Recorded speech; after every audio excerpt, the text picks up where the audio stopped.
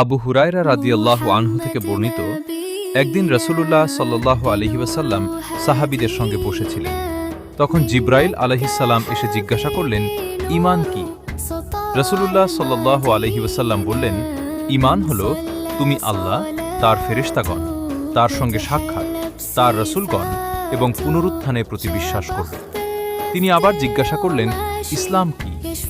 রাসূলুল্লাহ সাল্লাল্লাহু আলাইহি ওয়াসাল্লাম বললেন, ইসলাম হল তুমি একমাত্র আল্লাহর ইবাদত করবে, তার সঙ্গে কাউকে শরিক করবে না, সালাত কায়েম করবে, ফরজ জাকাত আদায় করবে এবং রমজান মাসে রোজা রাখবে।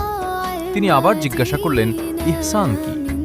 রাসূলুল্লাহ সাল্লাল্লাহু আলাইহি ওয়াসাল্লাম বললেন, ইহসান হল তুমি এমনভাবে আল্লাহর ইবাদত করবে যেন তুমি তাকে দেখছ, আর যদি তুমি তাকে দেখতে না পাও তবে মনে রাখবে তিনি তোমাকে দেখছেন।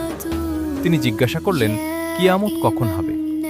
রাসূলুল্লাহ সাল্লাল্লাহু আলাইহি ওয়াসাল্লাম বললেন, এ বিষয়ে প্রশ্নকারী ব্যক্তির চেয়ে উত্তরদাতা বেশি জানে না।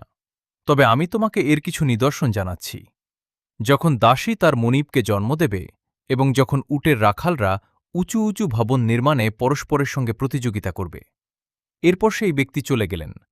রাসূলুল্লাহ সাল্লাল্লাহু আলাইহি ওয়াসাল্লাম বললেন, তিনি ছিলেন জিবরাইল। তিনি তোমাদেরকে তোমাদের দ্বীন শিক্ষা দিতে এসেছিলেন। সহিহ বুখারী, কিতাবুল ঈমান, হাদিস নম্বর 50।